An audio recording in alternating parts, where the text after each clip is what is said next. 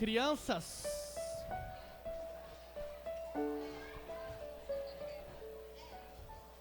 Ah, vocês lembraram. Vem, criançada, vem. Vem, Laura, vem. Vem que ontem tu ensaiou. Vem, por favor, vem. Quem esqueceu a garrafinha pode trazer. Quer dizer, quem esqueceu a garrafinha pode pegar uma lá, ó.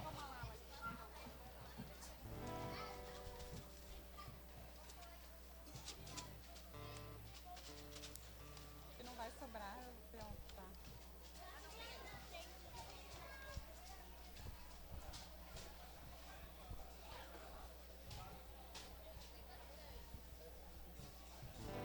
Coisa mais linda. Bom dia, pessoal. Vocês devem estar se perguntando que bagunça é essa. Semana passada, no final da aulinha, a gente fez... Nosso grupo Célula estava envolvido com o Ministério Infantil. E a gente fez essa dinâmica de inventar um instrumento. Não sei se eles fizeram muito barulho em casa essa semana. E a gente tocou uma música. E eu desafiei eles a gente cantar junto hoje essa música. Então a gente vai tentar. Começamos... Estão pegando o tom ali do choro agora. Ó, criançada. Vocês lembram? Sim? Ó, a gente vai tocar nos refrões. E naquela parte que a gente ensaiou. Vamos começar? Vamos lá, vamos começar aqui, ó. Então, pera aí, todo mundo... Silêncio. Silêncio. Vamos lá, vamos contar? Ó. 3, 4. 1, 2, 3. 1, 2, 3. 1, 2, 3.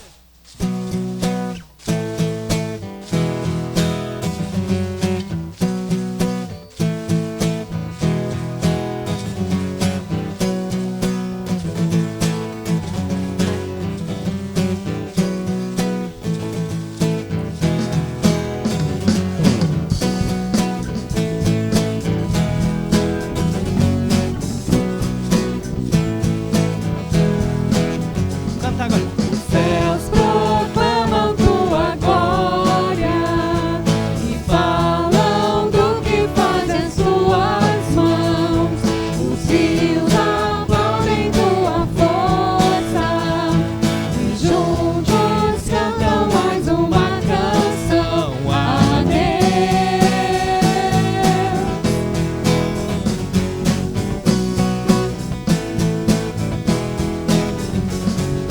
Tudo que tem fôlego louve, tudo que respira, tudo que tem vida cante ao Rei.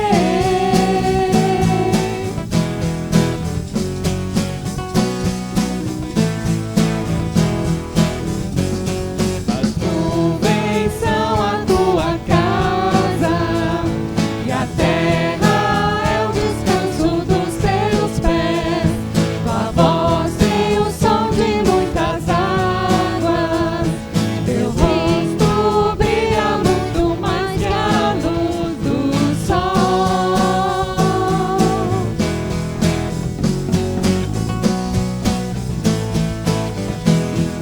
Refrão. Tudo que tem fôlego louve, tudo que respira, tudo que tem vida cante ao Rei.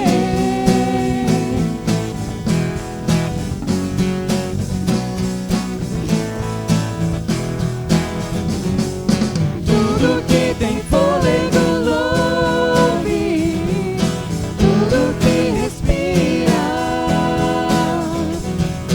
tudo que tem vida cante ao Rei. Vai terminar.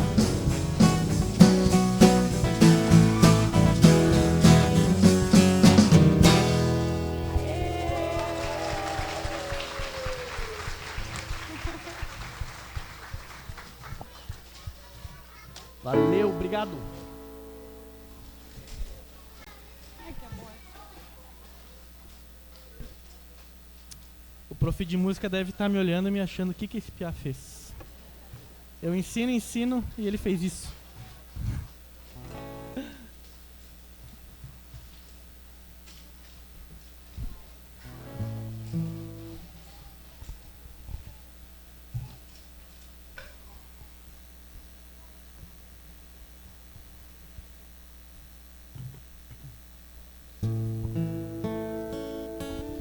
Tu és a luz que brilha sobre a escuridão. Tu és a paz que acalma todo coração. És o pão do faminto, a força do aflito. E nós somos teus pés e tuas mãos.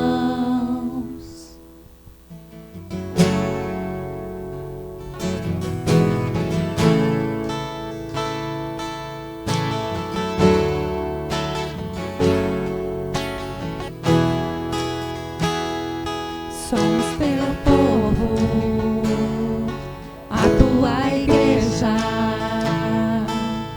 Tua luz brilha sobre nós. O mesmo corpo, um só Espírito. O Senhor e Rei, faça a tua vontade através de nós. Que o teu reino venha, que o teu reino venha. Faça a tua vontade através de nós. Que o teu reino venha, que o teu reino venha.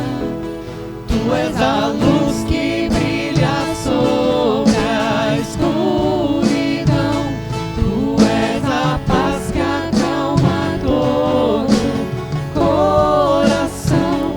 És o pão do faminto, a força do aflito.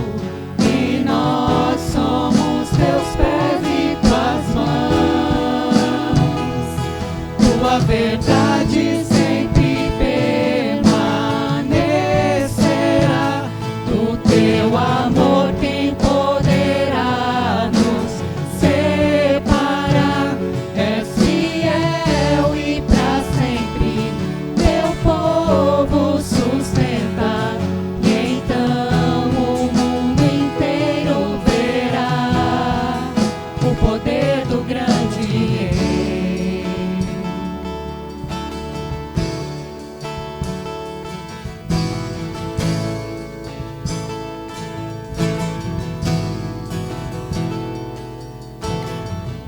Justiça e paz se encontram e nasce a alegria.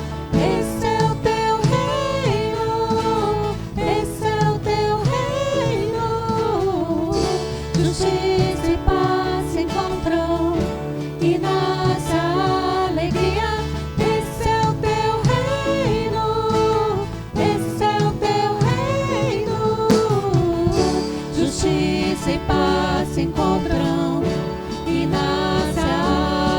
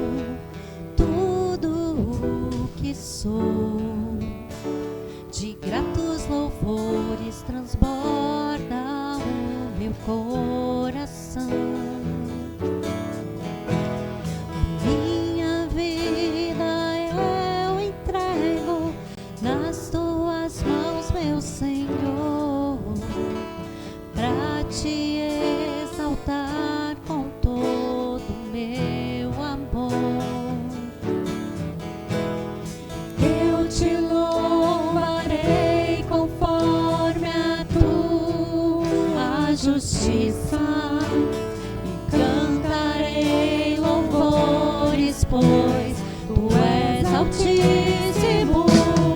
Celebrarei a ti, ó Deus, no meu viver.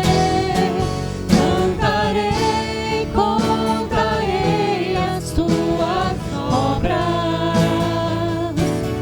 pois por tuas mãos foram criados terra, céu e mar e todo ser. Que delícia! Toda a terra celebra a ti, com cânticos de júbilo, pois tu és o Deus Criador. Toda a terra celebra a ti, com cânticos de júbilo, pois tu és o Deus Criador. Celebrarei a ti, ó Deus, o meu viver. Cantarei, contarei as tuas obras, pois por tuas mãos foram criados terra, céu e mar e todo ser. Que delícia! Toda a terra celebra a ti, com cânticos de júbilo, pois tu és o Deus Criador. Toda a terra celebra a ti, com cânticos de júbilo, pois tu és o Deus Criador.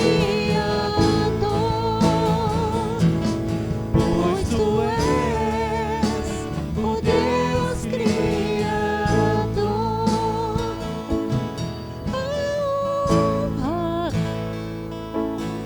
A glória, a força e o poder ao Rei Jesus, e o louvor ao Rei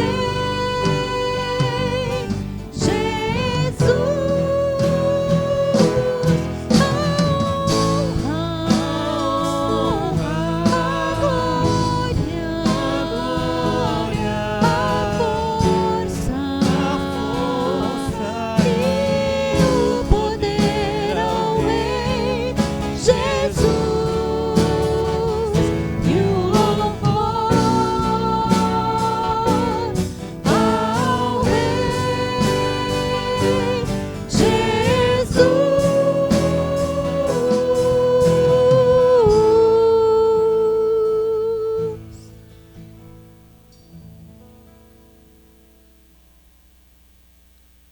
A próxima música é uma música nova e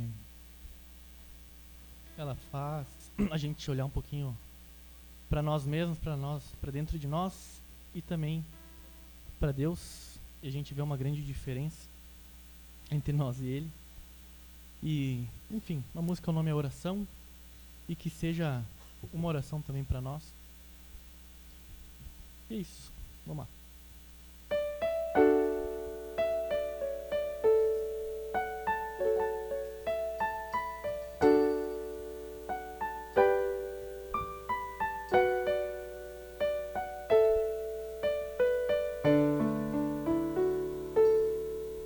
Meu Jesus, a ti chego com temor no coração. És o meu maior anseio, Rei da minha salvação. Pai, a ti eu agradeço por tão infinito amor que recebe com carinho este pobre pecador.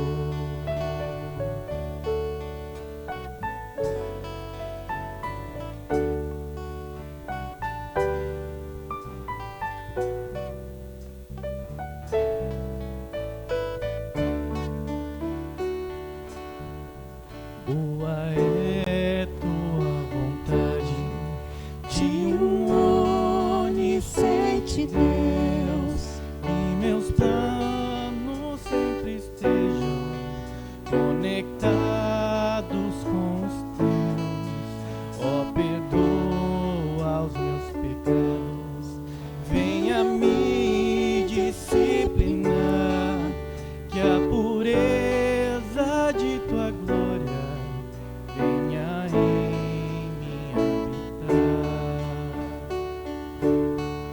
Santo e majestoso Deus, exaltado é Senhor, coroado sobre a terra, em tua glória e esplendor.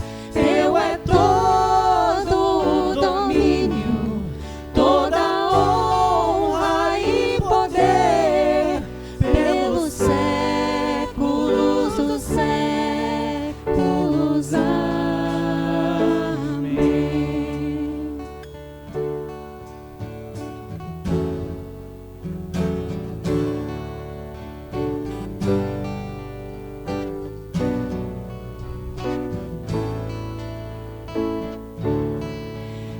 sejas tu meu pensamento, ao dormir eu acordar. Dá-me sede da palavra, sempre nela medita.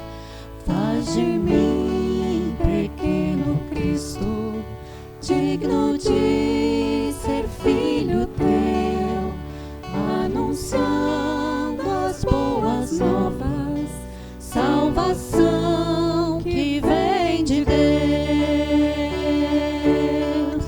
Santo e majestoso Deus, exaltado é Senhor, coroado sobre a terra, em tua glória e esplendor.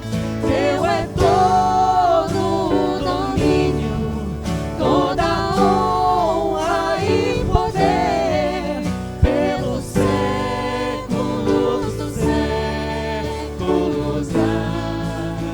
Amém.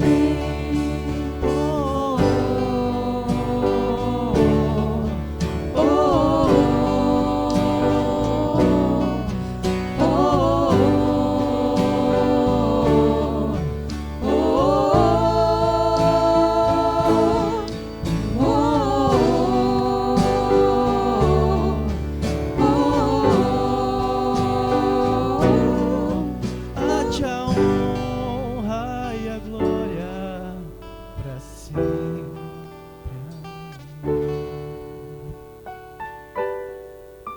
Senhor Deus e Pai, a Ti sempre, Pai, a honra e a glória. Que essa não seja apenas uma música, Deus, mas que seja uma oração no fundo do nosso coração. Reconhecemos, Pai, quem somos e pedimos, Pai, misericórdia, pedimos perdão. E que Tua palavra mude, Pai, o nosso coração, a nossa mente. E abençoe esse tempo aqui. Que vamos ouvir a Tua palavra, Pai. Que possamos ser renovados por ela. Em nome de Cristo, que oramos e Te agradecemos. Amém. Pode sentar.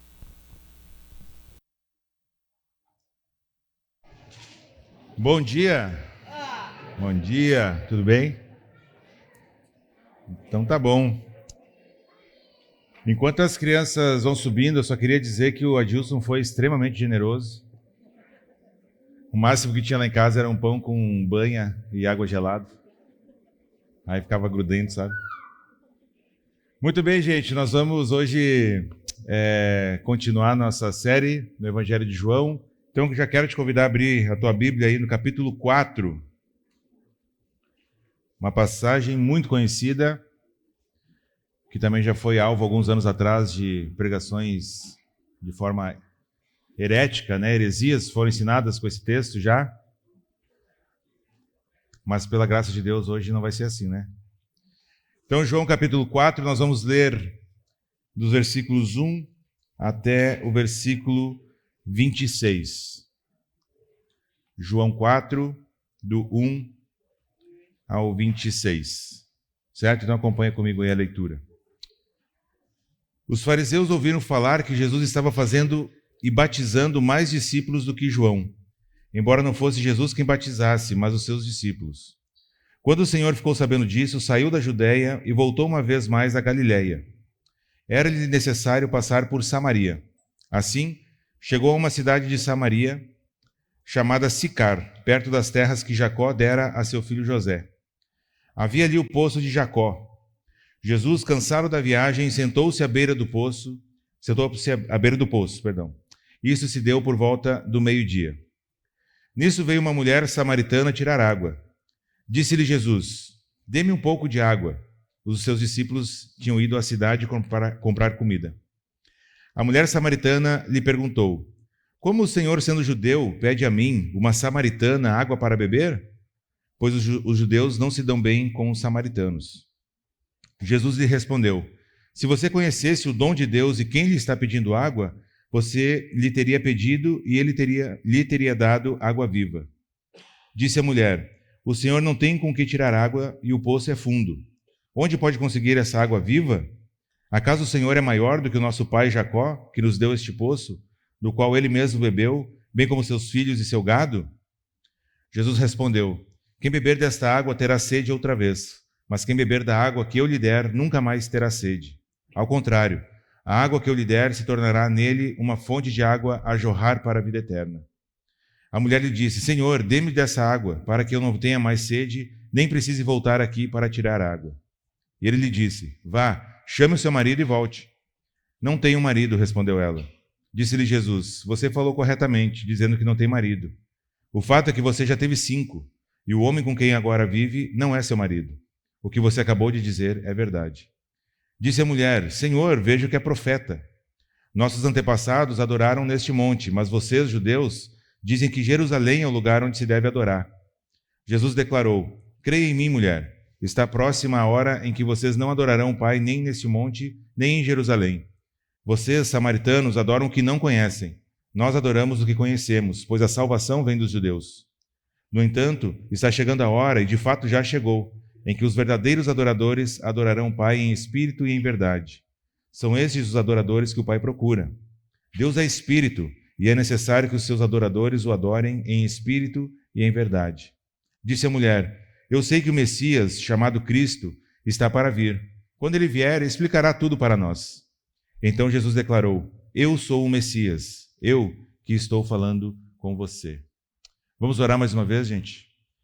Senhor nosso Deus, obrigado pelo tempo que já tivemos aqui e obrigado pelo privilégio que temos, Senhor, de termos esse tempo da Tua Palavra sendo exposta aqui diante de nós. Pai, minha oração é que o Senhor nos dê entendimento, que o Senhor abra, Pai, a nossa mente, os nossos corações, para que a gente entenda aquilo que o Senhor quer falar conosco nesta manhã. Que essa passagem tão rica, tão conhecida, Pai, possa fazer diferença em nossas vidas, através do Teu Santo Espírito agindo em nós. Abençoa esse tempo conforme a Tua vontade, Senhor. Em Teu nome que eu oro e que eu agradeço. Amém. Muito bem. Então Jesus, a gente viu no início do texto, ele foge de um conflito, né? Os fariseus estavam ouvindo falar que Jesus estava fazendo e batizando mais discípulos que João e queriam lá falar com Jesus a respeito disso. E ele aí então foge. Ele não quer ter essa discussão com os fariseus. E aí, então, o texto nos diz aqui que Jesus foi, então, mais uma vez para Galiléia. Acontece que de onde Jesus estava até a Galiléia, haviam pelo menos 3 caminhos para se chegar ao destino. Um deles era mais próximo à costa, um deles era mais pela direita, né, e o outro era por Samaria. E aí o texto nos diz que era necessário passar por Samaria. E essa era a rota mais curta, porém, como o próprio texto também nos diz, de forma muito superficial, vamos dizer assim, João faz quase que uma notinha só, dizendo que os judeus não se davam com os samaritanos, os judeus evitavam passar por esse caminho mais curto, eles preferiam fazer o caminho mais longo do que ter que passar ali por Samaria. E aí, então, o título da mensagem dessa manhã é a água viva, porque todo o texto aqui, o ápice desse texto é quando Jesus fala para essa mulher que, em primeiro lugar, né, nós temos dois ápices, vamos dizer assim. Em primeiro lugar, ele tem água viva, que nunca mais trará sede, e quando ele se revela dizendo que ele é o Messias. E aí, então, como já estamos acostumados ou não, nós temos a rima para a gente tentar captar a ideia, né, principal aqui dessa passagem, e é mais ou menos assim: Jesus rompe as barreiras e alcança o perdido. Ok? Nós vamos ver isso. Jesus rompe as barreiras e alcança o perdido. A água viva oferece a todos que o recebem como Senhor e Salvador depois de haver se arrependido. Certo? Então essa é a ideia da mensagem aqui nesta manhã. Porém, nós temos aqui um contexto muito importante que a gente precisa entender, porque muita coisa desse diálogo vai nos escapar se nós não entendermos esse diálogo. E qual que é esse contexto histórico? Quando o rei Salomão, lembram lá no Antigo Testamento, o rei Salomão morre, o reino de Israel, que até então era um só, ele se divide. 10 tribos, então, vão para o norte, nós temos o reino do norte, e 2 tribos de Benjamim e de Judá ficam mais ao sul. Nós temos o reino do sul, ou o reino de Judá, e da onde vêm os judeus, certo? Então, 10 tribos foram para o norte, 2 tribos ficaram mais ao sul. É a tribo do sul, conhecida como a tribo de Judá. O Jesus é o leão da tribo, né, de Judá, por causa disso. Muito bem, o que aconteceu? Um rei chamado Onri I, ele mais ou menos nos anos 900, ali antes de Cristo, ele compra um monte, ele negocia um monte e estabelece ali uma cidade, como se fosse uma nova Jerusalém, e a capital dessa cidade se chama Samaria, de onde vêm os samaritanos. Acontece que depois de muitos anos, mais ou menos 700 anos antes de Cristo, os assírios vêm e levam cativo o povo, todo o reino do norte. O reino do sul estava ali de boa, né? E aí os assírios levam o reino do norte cativo, e um tempo depois eles trazem de volta para o mesmo lugar os que tinham mais posses, os que conseguiram de alguma forma criar posses lá na Síria. E eles voltam então, e o rei da Síria ele ordena que esses israelitas que estão voltando para Samaria se casem com outros povos, o que gera um povo de raça misturada, não é mais só o povo de Israel, agora são vários povos ali misturados, e também há um sincretismo religioso, ou seja, eles adoram vários deuses, além do Deus de Israel, mas também adoram outros deuses. Alguns anos depois, o reino do sul, então, agora é levado cativo pelos babilônicos, lembram da história, né? O famoso Nabucodonosor, aquela coisa toda, e aí então ele leva o reino do sul cativo para a Babilônia, eles ficam lá 70 anos, e depois eles começam a voltar. Esdras é o primeiro a voltar, ele começa a reconstruir o templo, aquela coisa toda, e os principais enciumados com esse retorno são os samaritanos, do Reino do Norte. Eles tentam fazer ali uma aliança com esses judeus que estavam voltando do cativeiro, porém esses judeus que estavam voltando não aceitam essa aliança porque esse povo era misturado e adoravam outros deuses, não tinha mais nada a ver com o povo de Israel, né? Mais tarde, Neemias volta para a reconstrução dos muros de Jerusalém, e a principal dificuldade eram os ataques sofridos pelos samaritanos. Eles não queriam que eles reconstruíssem o templo. Então, a história, gente, isso tudo é mais ou menos 500, 600 anos antes de Cristo. E desde de lá até os dias de Jesus, este muro que separava samaritanos e judeus só foi aumentando. Tanto é que nos dias de Jesus, os judeus mais radicais, se a sombra de um samaritano passasse pela perna, por exemplo, assim, o ângulo do sol, né, fazia com que a sombra se projetasse, e a sombra de um samaritano passasse por um judeu, ele iria para casa se purificar, porque ele era considerado impuro. Essa era a distância, o abismo que havia entre judeus e samaritanos.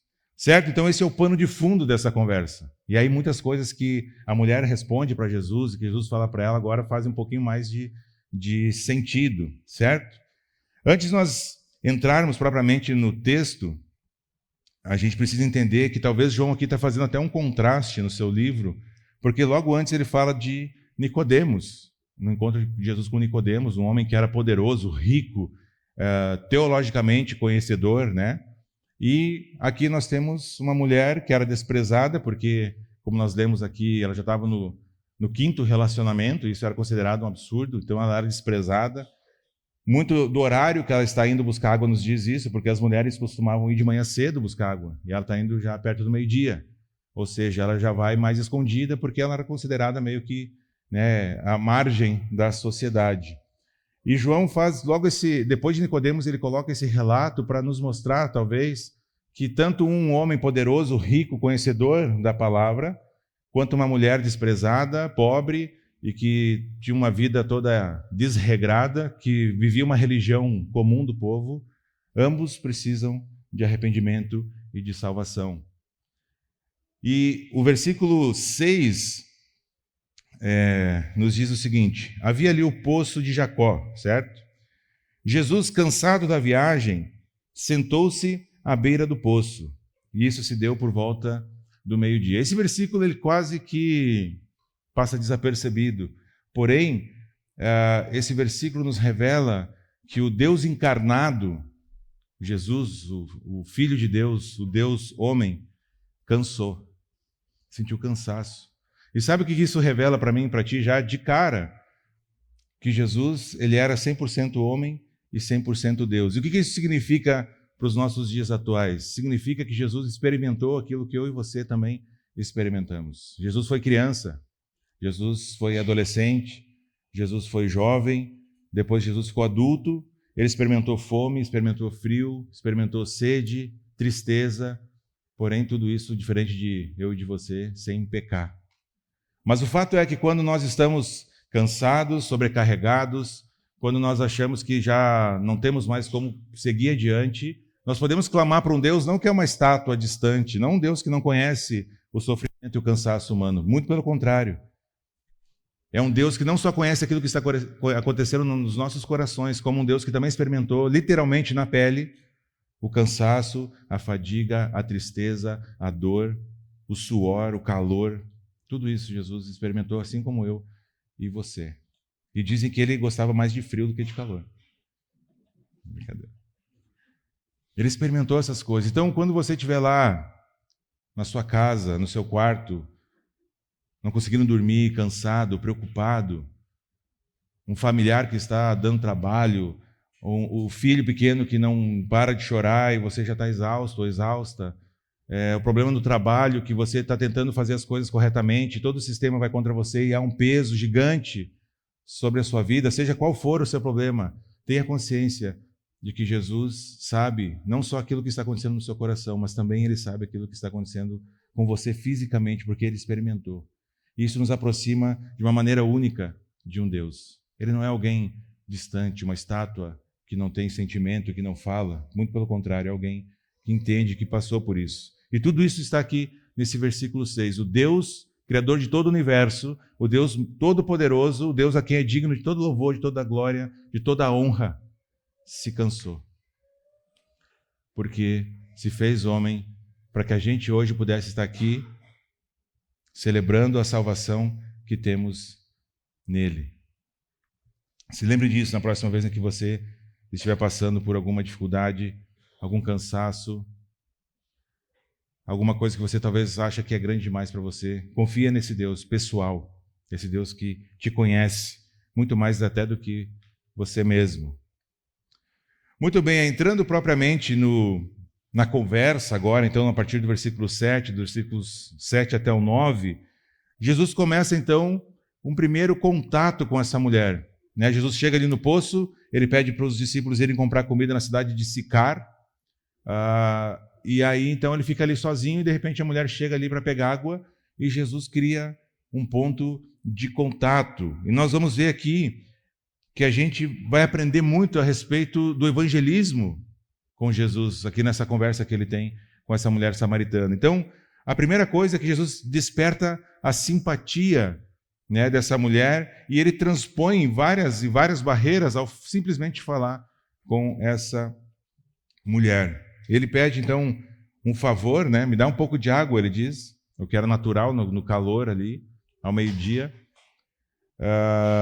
E Jesus, ao fazer isso, ele valoriza aquela mulher. Ninguém falava com a mulher. Na verdade, um judeu, um rabi, um mestre da lei, ele era, em casos mais extremos, proibido de falar com a sua própria esposa em público.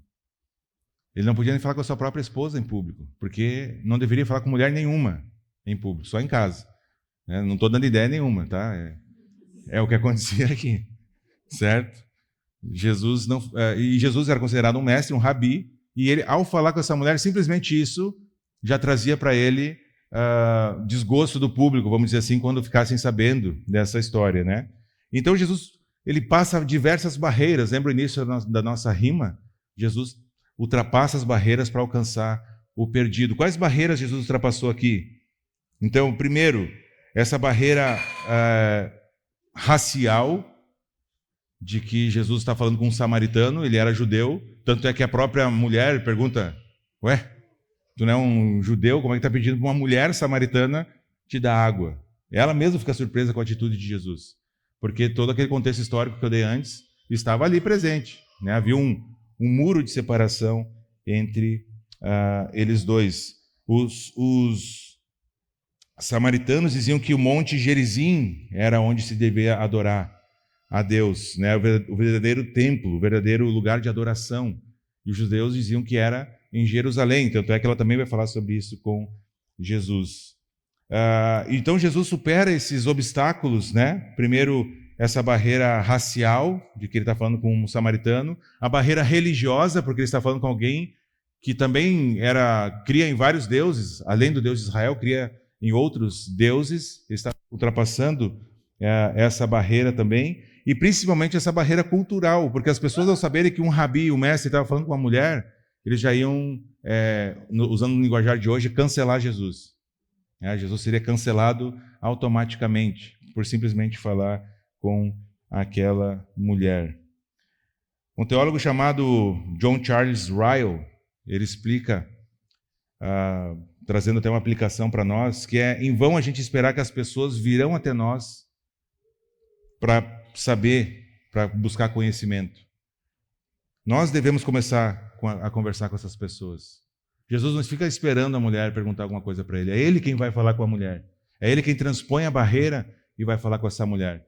Isso já fala muito do nosso evangelismo pessoal, porque às vezes a gente fica esperando as pessoas virem procurar. Não, um dia que aquele cara que eu quero falar de Jesus vier me perguntar alguma coisa, aí eu vou aproveitar a oportunidade. Talvez nunca chegue essa oportunidade. As pessoas hoje não querem saber de Jesus. São muito bem obrigadas no seu próprio entendimento sem Cristo. Nós precisamos ativamente falar de Jesus para essas pessoas. Outras vezes já comentei aqui que uns anos atrás havia uma sei lá como chamar isso, mas era uma frase do tipo assim: evangelize, se preciso, use palavras. Gente, isso está longe do que a Bíblia ensina. Nós vamos ver estamos vendo Jesus sendo ativo ao falar do evangelho para essa moça. Nós vemos Paulo indo aos lugares falar de Jesus para as pessoas. Não dá para a gente ficar de braços cruzados esperando que as pessoas vão nos perguntar a respeito da nossa fé. Não vão. Simples assim. Jesus cria esse ponto de contato com essa mulher. E aí, então, a partir dos versículos 10 até o 12, Jesus começa, então, a trabalhar com a curiosidade dessa mulher. Né? A mulher lembra Jesus sobre a muralha que separa, né, os dois povos. Quando ele pede água para ela, falou: como tu é um judeu e está pedindo água para uma samaritana. Ela construiu aquele muro que separava os dois povos, né? Lembrou daquilo tudo que eu comentei antes no início.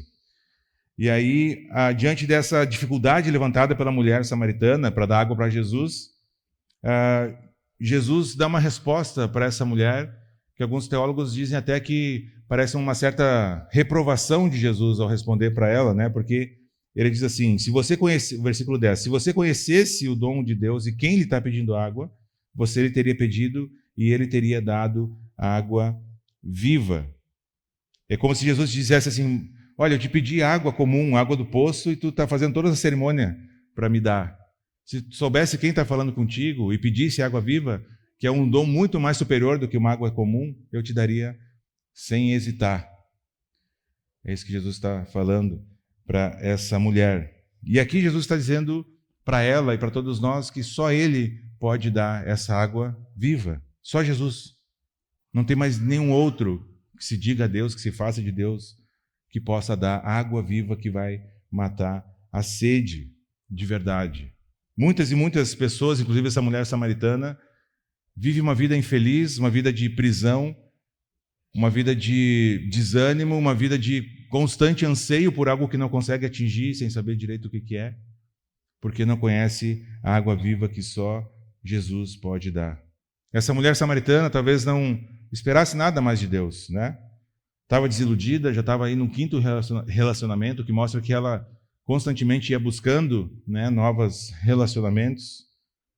E por isso que Jesus toca nesse nervo exposto, vamos dizer assim, da curiosidade, né? Se conhecesse, no versículo 10, ele não fala assim, já conhece, ele fala se conhecesse. E ele então desperta essa curiosidade da mulher. Ele fala, essa fala de Jesus, ela aguça, né, o desejo da mulher de saber quem que é esse aí que está falando dessa água viva. Por acaso ele é maior do que o nosso pai Jacó? Ela pergunta para ele. É maior do que cavou esse poço e deu água para a gente? Por acaso tu é maior do que ele? Ele começa a querer saber quem que é esse cara aí que está falando comigo. Já começou estranho falando porque eu sou mulher, ele é judeu, sou samaritano, agora está falando de água viva. E assim como Nicodemos, essa mulher também não entende aquilo que Jesus está falando. De novo percebam, tanto um erudito quanto uma simples mulher não consegue entender aquilo que Jesus está falando. Nicodemos pergunta, por acaso eu posso entrar no ventre da minha mãe e nascer de novo? E ela está dizendo, quem é tu? Tu é maior que o nosso pai Jacó, que deu esse poço? E aí então Jesus dá mais um passo. Ele fala agora, a partir do versículo 13 até o 15, começa a levantar um senso de necessidade dessa mulher. Ele começa a fazer a mulher perceber que ela precisa da água viva, né? Então, Jesus foi muito categórico com a mulher ao falar, olha, quem beber dessa água do poço vai voltar a ter sede. Essa água aqui, ela mata a sede temporariamente. É como se Jesus dissesse para ela assim, olha, as coisas desse mundo vão satisfazer por um período. Muito obrigado, verdade. A água desse mundo, as coisas desse mundo vão te dar sede de novo. Porém, eu posso te dar água viva. E quem beber dessa água aqui, nunca mais vai ter sede. Jesus está falando sobre a necessidade dela de beber dessa água. E a satisfação era exatamente aquilo que a mulher queria, buscava. E, na verdade, eu me arrisco a dizer que satisfação é aquilo que a humanidade como um todo busca. A gente procura satisfação.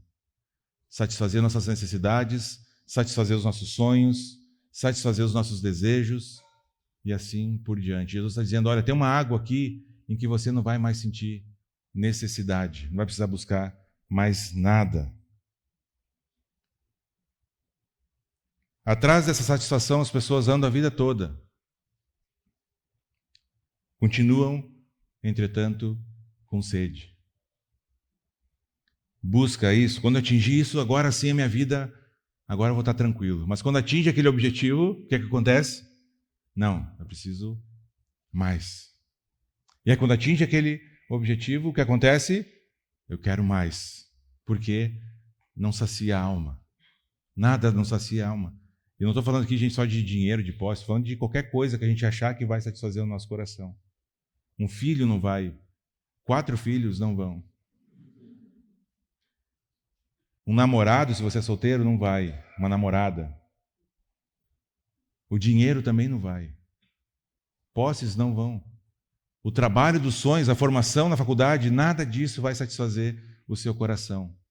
Somente aquele que tem o tamanho exato daquilo que nós nascemos para fazer, que é o nosso Senhor Jesus. Aquele que tem o tamanho exato dessa saciedade que a gente tem na nossa alma, essa vontade de satisfação que nós temos na nossa alma. Jesus desperta, então, essa necessidade nessa mulher.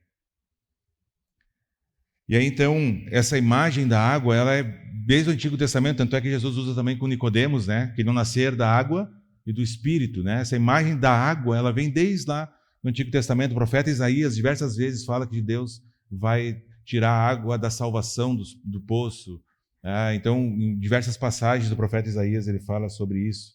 Jesus disse, vai dizer, inclusive, quando a gente chegar lá no capítulo 7, se alguém tiver sede, venha a mim e beba.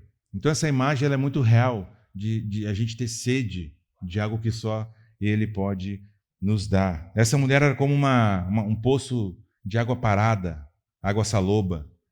E Jesus está dizendo, olha, tem uma água viva que pode transformar a sua vida e que vai jorrar de dentro de ti para a eternidade.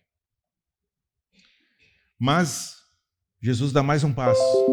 E agora, a partir do versículo 16 até o 18, ele começa a trabalhar com a consciência dessa mulher. Olha que interessante. Jesus faz uma transição meio radical aqui, né? Obviamente, Jesus conhecia a vida dessa mulher e ela diz, eu quero essa água, me dá essa água, é tudo que eu quero, não quero mais voltar aqui nesse poço, eu quero essa água. Ela não tinha entendido ainda o que Jesus estava falando, mas tudo bem, eu quero essa água. E Jesus diz, tá, então chama teu marido e volta aqui. Aí a mulher deve ter murchado, né? Por que o cara vai falar sobre isso? E aí ela dá uma resposta que não está errada. Né? O que ela diz ali?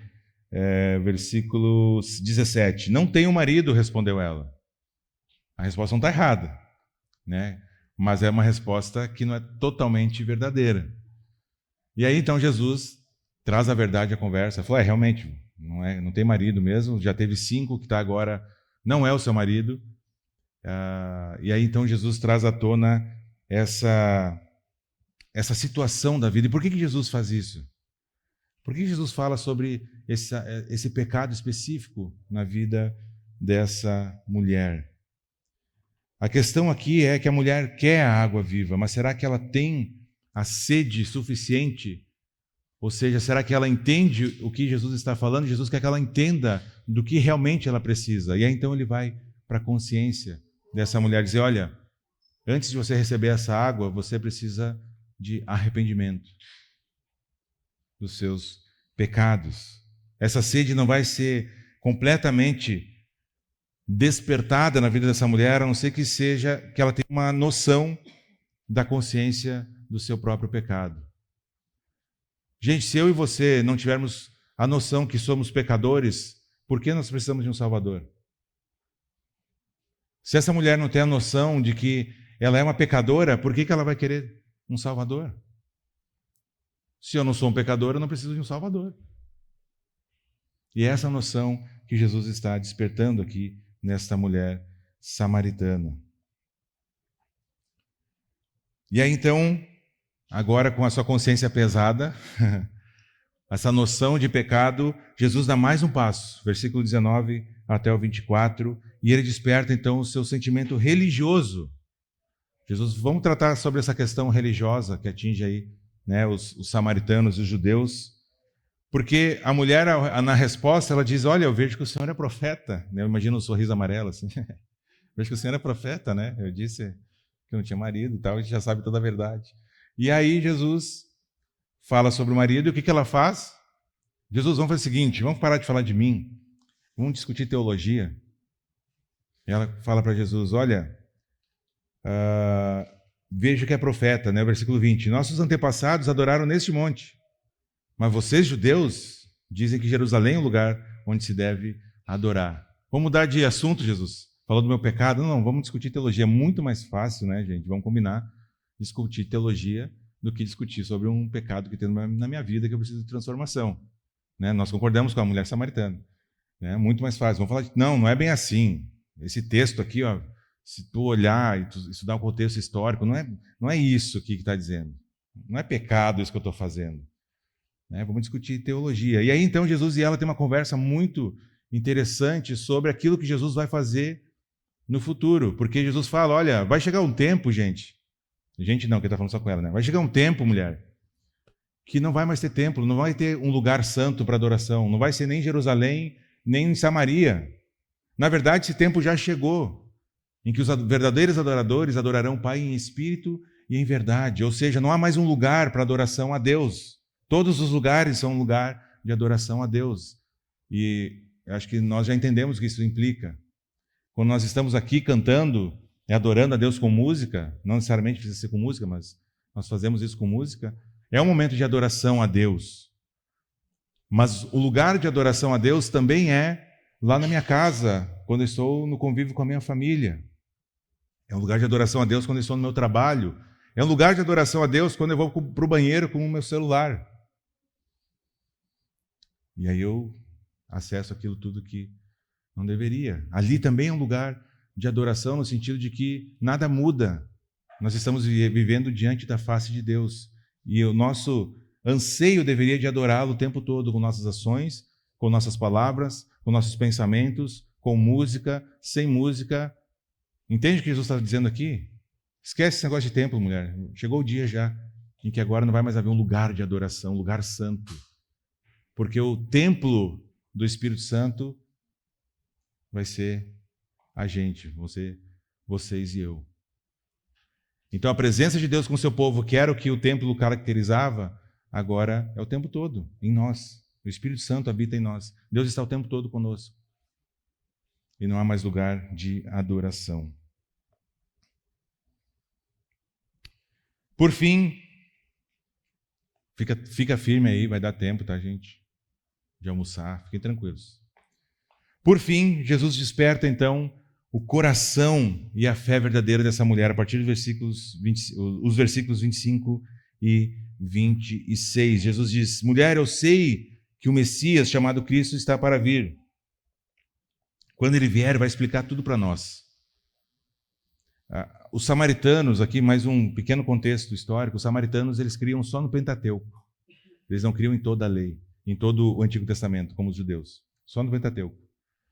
E para eles, viria um profeta como Moisés, que iria anunciar o Messias, e aí sim viria o Messias. Então por isso que ela pergunta se ele é um profeta. Entendeu? Eu vejo que é profeta. Será que é o profeta? Aquele profeta, será? Né? E aí, na conversa, ela vai se convencendo de que ele não é só o profeta. E aí Jesus declara, e essa declaração, gente, essa declaração deveria rasgar o nosso coração. Porque ele diz: eu sou o Messias, eu que estou falando com você. Mais uma vez, nós temos o Deus encarnado, o Criador de todas as coisas, que se fez um homem, conversando com uma mulher samaritana que estava à beira da sociedade, no meio-dia, num calor intenso, a respeito da salvação daquela mulher. Tem ideia de que esse Deus que está encarnado, ele chama as estrelas pelo nome e nenhuma delas deixa de comparecer. Tamanho é o seu poder, tamanho é a sua glória, é isso que Isaías vai nos falar. Tem noção de que pela sua voz ele criou todas as coisas, dizendo: haja luz e houve luz. Ele criou vida onde não havia vida, criou matéria de onde não havia matéria. E esse Deus está conversando com uma mulher, ele adentrou a história, em um determinado ponto, se fez um de nós para conversar com uma mulher que ninguém dava valor nenhum. E essa é uma característica do nosso Deus. Ele usa, desde o Antigo Testamento, aqueles improváveis, os pequenos, os desprezados, para fazer grandes coisas, porque é o poder dele que faz as coisas acontecer, e não o instrumento em si que ele está usando. Eu sou o Messias. Eu que estou falando com você. E um dia, eu e você também estaremos tendo essa mesma conversa com Jesus. Eu espero ver todos vocês lá. Face a face, conversando com Jesus. Que dia vai ser esse? Jesus desperta a fé. Ele fala... A mulher fala do Messias que estava por vir. E então Jesus diz: eu sou, eu que estou falando contigo. Até aqui, 6 vezes essa mulher falou com Jesus, respondeu Jesus.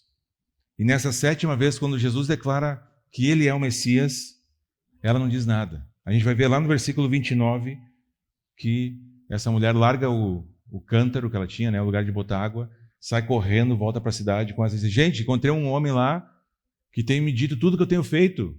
Será que ele não é o Cristo? E mais para frente, adiante no texto, depois lê em casa aí, você vai ver que muitas e muitas pessoas creem por causa do testemunho dessa mulher. E aí eles vão lá conversar com Jesus e muita gente se converte, inclusive, creio eu, essa mulher samaritana depois desse encontro com Jesus. Porque Nós temos algumas evidências da conversão dela. A primeira é essa de deixar o cântaro e sair correndo. Segundo, ela saiu na cidade anunciar a respeito de Jesus. Ela já não se importava mais se as pessoas queriam ela ali ou não. Ela era uma pessoa que era desprezada. Ela entrou na cidade aos gritos lá, dizendo: olha, tem um cara aí me dizendo tudo que eu fiz. E eu sei que porque eu também experimentei isso, quando a gente entende a verdade do Evangelho, a gente tem vontade de sair dizendo: gente, vocês precisam conhecer isso que eu estou conhecendo aqui. E a gente começa a falar. Com o tempo a gente vai ficando mais envergonhado, mas no começo a gente começa a querer falar para todo mundo: é isso que aconteceu com essa mulher. E ela testemunhou, então, a respeito de Jesus. Para nós encerrarmos, então, o diálogo de Jesus com essa mulher samaritana ilustram 3 verdades, então, para a gente tentar armazenar na nossa mente. Em primeiro lugar, a salvação vem somente para aqueles que reconhecem a sua desesperada necessidade de vida espiritual. Só quem tem a noção de que é e que precisa de um Salvador é que vai encontrar a salvação. Segundo, a salvação vem somente para aqueles que confessam e se arrependem de seus pecados. Sem arrependimento não há perdão de pecados. Essa é uma verdade que tem sido ignorada, deixada de lado por aí afora, mas que é um ensino bíblico e nós precisamos entender: sem arrependimento não tem perdão. É bem simples, é bem claro, a gente não precisa criar um monte de florzinha, né? Terceiro, a salvação vem somente para aqueles que recebem Cristo como seu Messias e Salvador. Jesus rompe as barreiras e alcança o perdido. A água viva oferece a todos que o recebem como Senhor e Salvador depois de haver se arrependido. Quem é Jesus para você? Se você saísse daqui correndo agora como essa mulher, quem você diria para as pessoas que Jesus é? O que foi transformado na sua vida depois do seu encontro com Jesus? Amém, meus queridos? Amém. Até que o Senhor Jesus volte, nós vamos ceia após ceia, até o dia em que nós estaremos todos juntos, né, na eternidade diante de Deus. Até lá, que a gente siga firme buscando adorar Ele em todos os lugares. Boa semana, que Deus abençoe. Até a semana que vem.